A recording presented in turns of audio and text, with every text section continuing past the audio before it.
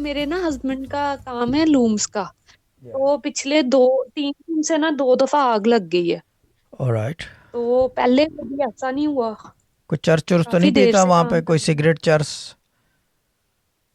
नहीं, लूम्स में ही लगी है कोई वो वहां पे काम। तो ये सिगरेट तो वर्कर पीते हैं, लेकिन ना लगी आग लूम्स में है। हाँ, लूम्स का हमारे चलती लूम में आग हमारे लग गई। अच्छा, चलते लूम में लाग लग गई है, ठीक है। एक काम करें, कोई हाँ दिक्कत नहीं है, 2 दफ़ा अगर लग गई है, तीसरी दफ़ा ना लगने दें उसको।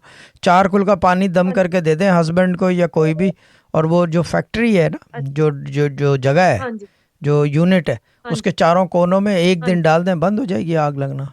आग को पानी ठंडा कर देती चले है, ठीक है ना। जी शाह साहब, वो ना मैं प्रेग्नेंट हूँ, तो मैं अपनी पढ़ाई कर रही हूँ। मुझे आपने एक दफा सूरह चार कुल मरियम थी चार या कुल आप शिफा चार कुल वाली। 4 दफ़ा पढ़ के दे दें, कोई दिक्कत नहीं है, 4 कुल चल जाता चले। है पानी दम कर देने में। 4 दफ़ा, चले। लेकिन सिर्फ 4 दफ़ा। कितनी दफ़ा?